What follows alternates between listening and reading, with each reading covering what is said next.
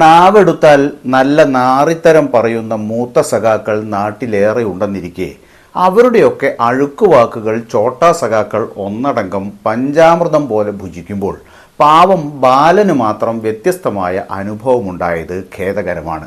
CPM Palakkad ജില്ലാ സമ്മേളനത്തിൽ മുതിർന്ന നേതാവും കേന്ദ്ര കമ്മിറ്റി അംഗവുമായ AK ബാലനെതിരെ രൂക്ഷ വിമർശനവുമായി ചിലർ എഴുന്നേറ്റു നിന്നത് വരത്തനായ ബാലനെ പാലക്കാട്ട് നിന്ന് ഓടിക്കാനാണോ എന്ന് സംശയിക്കേണ്ടിയിരിക്കുന്നു. പാലക്കാട് ഉപതെരഞ്ഞെടുപ്പ് കാലത്തെ ബാലന്റെ നിലപാടുകളാണ് പാർട്ടിക്ക് ദോഷമായത് എന്നാണ് ബാലൻ വിരോധികൾ പറഞ്ഞുവെച്ചത്. സന്ദീപ് വാര്യർ BJP വിട്ടേക്കുമെന്ന വാർത്തകൾക്ക് പിന്നാലെ എടുത്തുചാടി ബാലൻ പ്രതികരിച്ചുവെന്നതടക്കമുള്ള വിമർശനങ്ങളാണ് ഉയർന്നത്. സന്ദീപ് വാര്യർ പാർട്ടി നേതൃത്വവുമായി ഇടഞ്ഞുവെന്ന റിപ്പോർട്ടുകൾക്ക് പിന്നാലെ തന്നെ അദ്ദേഹത്തെ പുകഴ്ത്തുന്ന നിലപാടായിരുന്നു AK ബാലൻ പങ്കുവച്ചത്. സന്ദീപ് വാര്യർ ക്രിസ്റ്റൽ ക്ലിയർ സഖാവാകും എന്നായിരുന്നു ബാലന്റെ പ്രതീക്ഷ.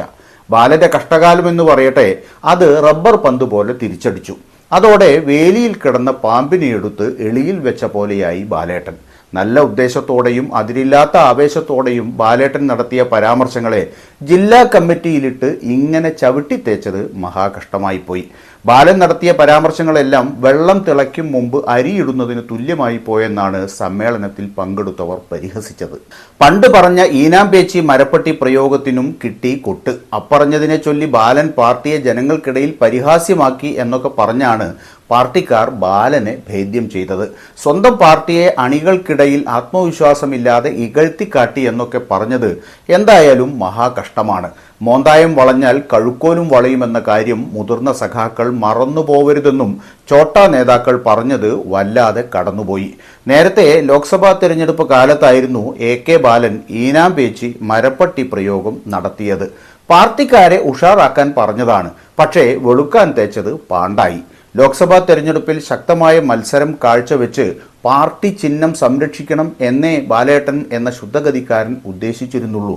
പാർട്ടിക്ക് ദേശീയ പാർട്ടി പദവി നഷ്ടപ്പെട്ടാൽ അടുത്ത തിരഞ്ഞെടുപ്പിൽ ഈനാമ്പേച്ചി, നീരാളി പോലുള്ള ചിഹ്നങ്ങളാകും തിരഞ്ഞെടുപ്പ് കമ്മീഷൻ നൽകുക എന്നായിരുന്നു ബാലൻ അടച്ചിട്ട മുറിയിൽ വെച്ച് പറഞ്ഞത്. പക്ഷേ അതാരോ തോണ്ടി പുറത്തിട്ടു. അതാണ് വിനയായത്. അതേസമയം എലപ്പുള്ളിയിലെ ബ്രൂവറി അനുമതി നൽകിയത് സംബന്ധിച്ചും CPM പാലക്കാട് ജില്ലാ സമ്മേളനത്തിൽ ചർച്ചയായി. ജനങ്ങളുടെ ആശങ്ക പരിഹരിച്ച് മാത്രമേ മുന്നോട്ടു പോകാവൂ എന്ന് നേതാക്കൾ പറഞ്ഞു. എന്നാൽ ബ്രൂവറി അനുമതിയിൽ വിമർശനം കടുപ്പിച്ചിരിക്കുകയാണ് പ്രതിപക്ഷം. ജല ദൗർലഭ്യം നേരിടുന്ന പാലക്കാട് ടെൻഡർ പോലും വിളിക്കാതെ ഡിസ്റ്റിലറിക്ക് അനുമതി നൽകിയതിനു പിന്നിൽ വൻ അഴിമതിയാണ്. ഈ സർക്കാരിന്റെ DNA-യിൽ പോലും അഴിമതിയുണ്ടെന്ന് മുതിർന്ന നേതാവ് രമേശ് ചെന്നിത്തല കുറ്റപ്പെടുത്തി. മദ്യം CPM ഒരു ഫണ്ടിംഗ് പ്രൊജക്റ്റായിട്ടാണ് കാണുന്നത്. 2018 ഡിസ്റ്റിലറികൾക്കും ബ്രൂവറികൾക്കും അനുമതി നൽകാൻ പിണറായി ശ്രമം നടത്തിയതായിരുന്നു. അദ്ദേഹത്തിന് താൽപ്പര്യമുള്ള കമ്പനികളെയാണ് അന്ന് തിരഞ്ഞെടുത്തത്. പ്രതിപക്ഷം അന്നുയർത്തിയ കനത്ത എതിർപ്പിനെ തുടർന്ന് സർക്കാർ കണ്ടം വഴി ഓടിയതാണ്. ഇപ്പോൾ മന്ത്രിസഭാ തീരുമാനം വഴി പിൻവാതിലിലൂടെ OSIS എന്ന കമ്പനിയെ തിരുകി കയറ്റാനാണ് ശ്രമം. ഈ കുപ്രസിദ്ധ കമ്പനിയെ എന്തടിസ്ഥാനത്തിലാണ് തിരഞ്ഞെടുത്തത് എന്ന കാര്യം സർക്കാർ വ്യക്തമാക്കണം. 2018 ഡിസ്റ്റിലറി വിഷയത്തിൽ പ്രതിപക്ഷം അഴിമതി ആരോപണം കൊണ്ടുവന്നപ്പോൾ നനയാതെ വിഴുപ്പു ചുമക്കുന്നു എന്നായിരുന്നു പിണറായിയുടെ മറുപടി. ഇപ്പോൾ നനഞ്ഞുകൊണ്ടാണോ മിസ്റ്റർ പിണറായി നിങ്ങൾ വിഴുപ്പു ചുമക്കുന്നത്?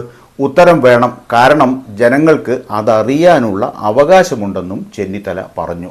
എന്തായാലും ഇതൊന്നും കാണാൻ മദ്യരഹിത കേരളത്തിന് വോട്ട് പിടിച്ച ഇന്നസെന്റും KPSC ലളിതയും ഇവിടെ ജീവിച്ചിരിപ്പില്ലല്ലോ എന്നത് മാത്രമാണ് ആശ്വാസം.